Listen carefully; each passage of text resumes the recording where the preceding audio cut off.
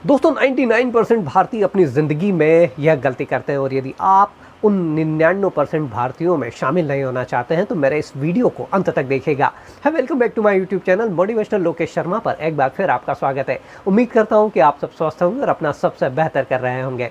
और यदि आपने अब तक अपना सबसे बेहतर करना स्टार्ट नहीं किया है तो फिर इंतज़ार किसका कर रहे हैं, स्टार्ट करिए ना यार। दोस्तों अमूमन ज़िंदगी में आदमी कभी न कभी किसी न किसी बात पर किसी से राय ज़रूर लेता है, लेकिन मुझे आश्चर्य होता है कि भारत में 99% केस में लोग अपनी ज़िंदगी के सबसे बड़े फैसले या अपनी ज़िंदगी के करियर तक का फैसला लोगों से पूछकर करते हैं, लोगों से राय लेकर करते हैं। उदाहरण के लिए आपको कुछ छोटी छोटी केस स्टडी से समझाना चाहूँगा। एक बच्चा है जो लोअर मिडिल क्लास फैमिली से आता है। उसका सपना है कि वो कलेक्टर बने। इस बात का जिक्र वो अपने पिता से करता है। अब उसके पिता, चूँकि उनका दायरा एक लिमिटेड दायरा है, वो लोअर मिडिल क्लास फैमिली से आते हैं, वो अपने आसपास नज़र दौड़ाते हैं तो उनकी नज़र में जो सबसे योग्य व्यक्ति नज़र आता है वो होता है उनका मित्र, जो कि किसी दाल मिल में क्लर्क है। गौर करिएगा कि यहाँ मैं किसी दाल मिल के क्लर्क के प्रोफेशन की आलोचना नहीं कर रहा हूँ, लेकिन मैं जिस बात का जिक्र करना चाहता हूँ वो आपको आगे इस वीडियो में समझ आएगा। एक और एग्जांपल लीजिए। एक बच्चा किसी स्पोर्ट्स या एक्टिंग के फील्ड में जाना चाहता है। वो अपने पेरेंट्स से इस बात का जिक्र करता है और उसके पेरेंट्स किसी ऐसे आदमी से राय लेने चले जाते हैं जिनका दूर दूर तक एक्टिंग या स्पोर्ट्स के फील्ड से कोई नाता नहीं होता है। नो डाउट ज़िंदगी में कितनी ही बार ऐसे मुकाम आते हैं, कितनी ही बार ऐसे पड़ाव आते हैं जब हमें किसी व्यक्ति की राय की ज़रूरत होती है, जहाँ हम ज़िंदगी में ऐसे दोराहे पर आकर खड़े हो जाते हैं जहाँ हमें लगता है कि यार अब तो किसी फ़ोनो फ्रेंड की ज़रूरत पड़ेगी ही। नो डाउट राय लेना ही चाहिए, लेकिन यहीं पर मैं कहना चाहता हूँ कि यदि आपको अपनी ज़िंदगी में राय लेना ही है तो किसी राइट पर्सन से लीजिए और सिर्फ राय लीजिए। यदि बात फैसला लेने की आ जाए, बात निर्णय लेने की आ जाए तो सबसे पहले अपने दिल की सुनिए और आपका जो दिल का है वह फैसला लीजिए। उदाहरण के लिए मैं आपको पहले एग्जांपल से कहना चाहूँगा कि एक दाल मिल का क्लर्क क्या खाक आपको या आपके बच्चे को बता पाएगा कि उसे कलेक्टर बनना चाहिए या नहीं।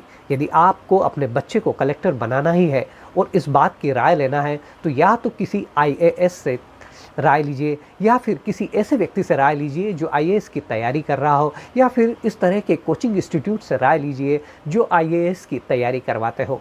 इसी तरह से यदि आपको अपने बच्चे को स्पोर्ट्स की फील्ड में या एक्टिंग या कला जगत की फील्ड में एंट्री करवानी हो तो किसी ऐसे व्यक्ति से राय लीजिए जिन्होंने या तो स्पोर्ट्स के जगत में अपना बड़ा नाम कमाया हो, या जो स्पोर्ट्स की फील्ड में एक बड़ा कोच हो, या जो खुद एक बड़ा खिलाड़ी हो। इसी तरह से यदि एक्टिंग की फील्ड में अपने बच्चे को आप भेजना चाहते हैं तो या तो किसी ऑलरेडी एस्टेब्लिश एक्टर से राय लीजिए, या किसी मॉडल से राय लीजिए, या किसी स्ट्रगलर से राय लीजिए।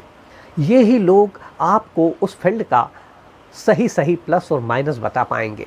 दोस्तों आज मैं यह टॉपिक इसलिए ले रहा हूँ क्योंकि मेरे पास काफ़ी सारे बच्चे आते हैं जो इस बात को लेकर परेशान होते हैं कि उन्हें बनना तो अपनी ज़िंदगी में मैकेनिकल इंजीनियर है, उन्हें बनना तो अपनी ज़िंदगी में चार्टर्ड अकाउंटेंट है, उन्हें बनना तो अपनी ज़िंदगी में फायर फाइटर है, लेकिन जैसे ही वो अपने पेरेंट्स से इस बात का जिक्र करते हैं उनके पेरेंट्स तुरंत ही अपने किसी नज़दीकी मित्र या किसी सो कॉल्ड, हमारे भारत में जो कहा जाता है कि किसी रायचंद से राय लेते हैं और उनके उन एम्बिशियस सपनों को रद्दी की टोकरी में डालने पर मजबूर कर देते हैं।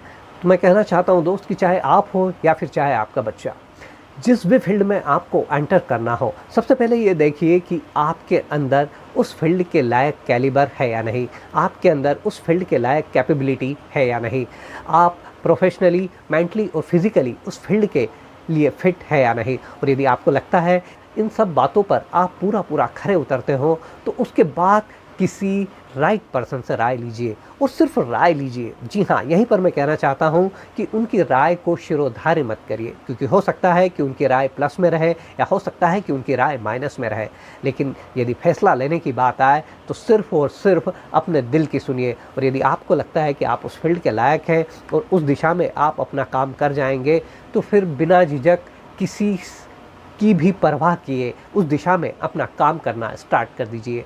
क्योंकि मेरा मानना है कि यदि ज़िंदगी की पतंग आपकी है तो फिर उसकी डोर दूसरे के हाथ में क्यों हो। इसलिए अपनी रीढ़ की हड्डी मजबूत रखिए और अपनी ज़िंदगी के सबसे बड़े फैसले आप खुद करिए, ताकि ज़िंदगी के किसी पड़ाव पर आपकी ज़िंदगी में किसी काश की गुंजाइश ना रहे। इसलिए मैं कहना चाहता हूँ मेरे दोस्त की राय ज़रूर लीजिए, और राय लेना ही है तो राइट पर्सन से लीजिए, लेकिन सिर्फ राय लीजिए और उसके बाद फैसला सिर्फ और सिर्फ आपका अपना रखिए। उम्मीद करता हूँ कि मेरा ये मोटिवेशनल वीडियो आपको अच्छा लगा होगा। यदि मेरा ये मोटिवेशनल वीडियो आपको अच्छा लगा हो तो प्लीज़ इसे लाइक करिएगा और साथ ही अपने यारों और दोस्तों में शेयर करना मत भूलिएगा। और साथ ही यदि आप मेरे इस चैनल मोटिवेशनल लोकेश शर्मा पर पहली बार आए हैं तो प्लीज़ सब्सक्राइब करो ना यार, इसे किसका इंतज़ार कर रहे हो। और साथ ही नोटिफिकेशन बेल को ज़रूर दबाइएगा ताकि जैसे ही मेरा कोई नया वीडियो बने उसका इन्फॉर्मेशन तुरंत आप तक पहुंच जाए।